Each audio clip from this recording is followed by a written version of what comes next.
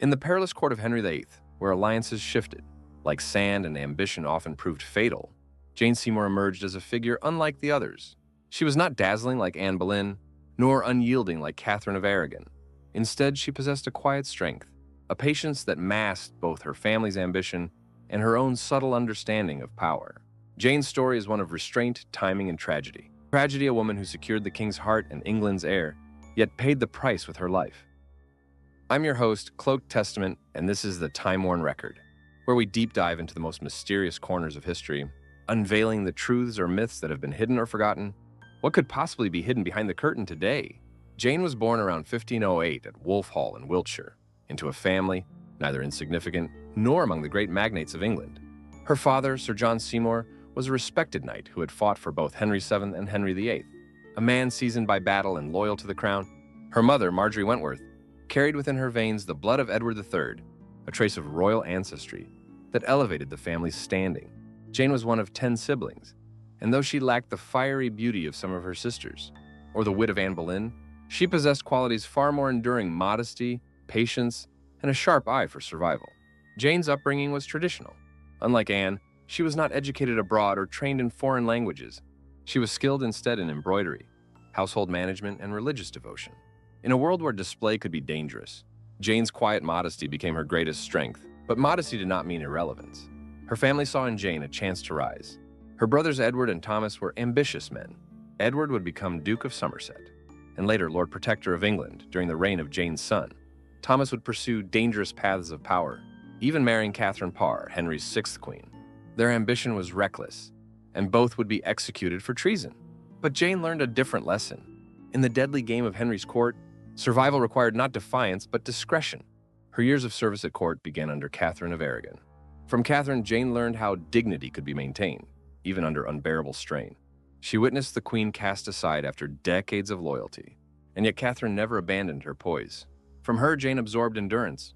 Later, she served Anne Boleyn, Catherine's replacement, and there she saw a contrasting path. Anne was witty, charming, and intelligent. She captivated Henry, but made countless enemies with her boldness and sharp tongue. Jane studied carefully. From Catherine, she learned what to emulate from Anne, what to avoid. By 1535, Anne's star was fading. She had failed to produce the longed-for male heir. Miscarriages darkened her marriage, and whispers of arrogance eroded her support. At that very moment, Henry's eye turned toward Jane Seymour. Jane was no dazzling court beauty, but her simplicity stood out. She was everything Anne was not: submissive, modest, seemingly incorruptible.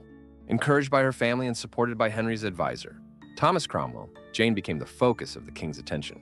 She was moved to Chelsea, a place of luxury, but also seclusion, where Henry could visit her away from scandal. When Henry began sending Jane expensive gifts, she refused them, claiming she could not accept anything unless she were his wife. This gesture of restraint, whether born of her own instincts or guided by her ambitious brothers, only deepened Henry's fascination. In Jane, he saw purity, obedience, and a fresh start. In May 1536, Anne Boleyn was arrested on charges of adultery, incest, and treason. The evidence was dubious, but it did not matter. Her enemies, Cromwell among them, were determined to destroy her. On May 19th, Anne was executed at the Tower of London. Just 10 days later, Henry married Jane Seymour in a quiet ceremony. The swiftness of this transition shocked Europe. Was Jane the innocent victim of a king's desire, or had she and her family plotted her ascent? Historians still debate. But whatever the truth, Jane was queen, stepping into the role at the precise moment the crown was vacant. As queen, Jane was a stark contrast to Anne. Her motto, "bound to obey and serve," was not just symbolic, it was her strategy. She dressed plainly, wore modest gowns, and avoided extravagance. She reduced the size of her household, curbed expenses, and presented herself as a humble, dutiful wife. To a court weary of Anne's flamboyance and drama, Jane brought calm.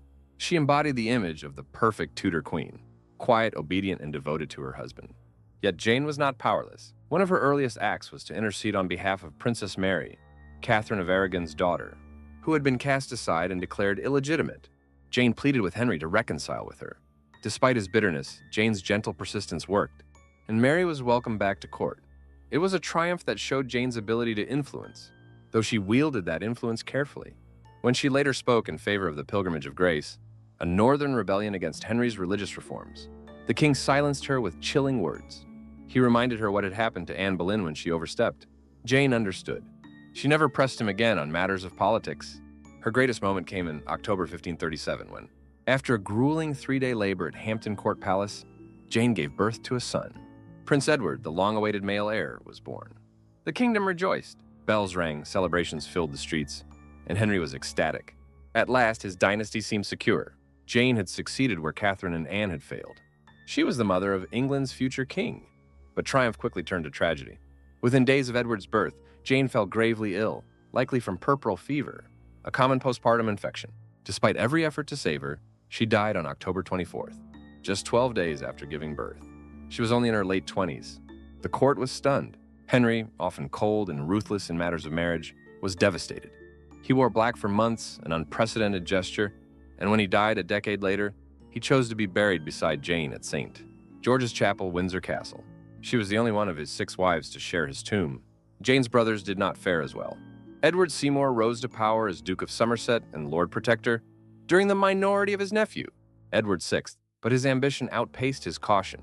He was overthrown and executed for treason. Thomas Seymour, reckless and dangerous, married Catherine Parr, Henry's widow, and pursued Princess Elizabeth with scandalous persistence. He too was executed. Their ambition destroyed them. Jane, however, remained untarnished. Her memory was preserved as virtuous, loyal, and dutiful, the ideal queen. Yet historians continue to debate whether Jane was truly the meek and obedient wife she appeared to be, or whether she was in fact a master of timing, using her restraint as a shield. Some argue she was a pawn of her family, others that she was a quiet strategist who knew exactly how to survive in Henry's dangerous orbit. Perhaps she was both a woman who embodied the virtues the king wanted while carefully avoiding the missteps that had destroyed her predecessors. Jane Seymour's story endures because it embodies the paradox of power. In the Tudor age, she reigned for only 17 months, yet her influence outlasted queens who ruled longer. She gave Henry the heir he longed for, won his enduring affection, and secured her family's rise, though her brothers squandered it. Her life was brief, her role limited, but her impact undeniable. In a court dominated by spectacle and scandal, Jane's silence was her weapon. She achieved through restraint what others had pursued through boldness. She did not shout, she did not fight, and she did not defy. And yet she remains the queen Henry loved most, the woman who gave England its king, and the quiet figure whose legacy still echoes in history. In the deadly dance of the Tudors, sometimes it was not the loudest voice that survived, but the quietest one.